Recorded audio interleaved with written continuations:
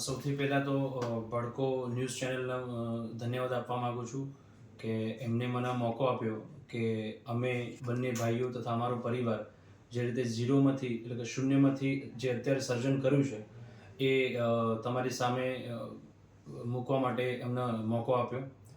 સૌથી પહેલાં તો મારા ફાધર રમેશજી મફાજી ઠાકોર જે હાંસલપુર ગામના વતની હતા અને એક પ્રાઇવેટ કંપનીમાં જોબ કરતા હતા.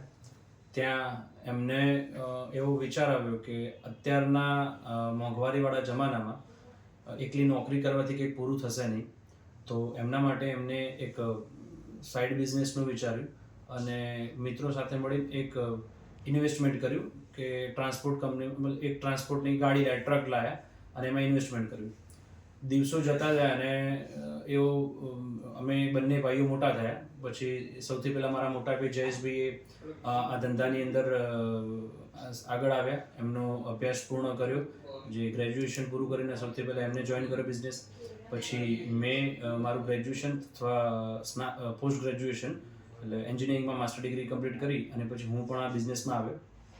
શરૂઆતમાં જ્યારે બિઝનેસ શરૂ કર્યો ત્યારે અમે એક સેકન્ડ હેન્ડ આઈશર ગાડી લાવ્યા હતા. એ ગાડીથી બિઝનેસ શરૂ કર્યો. બંને ભાઈઓ અને પિતા અને પૂરા પરિવારના સાથ સરકારથી અમે એ ધીમે ધીમે એકની બે ને બેથી વધારતા કરતા અને આજે 2017માં એક હતી અને આજે 2025માં અમારા જોડે 110 ટ્રક છે અને અમે અહીંયા હાંસલપુર ગામના જ વતની છીએ.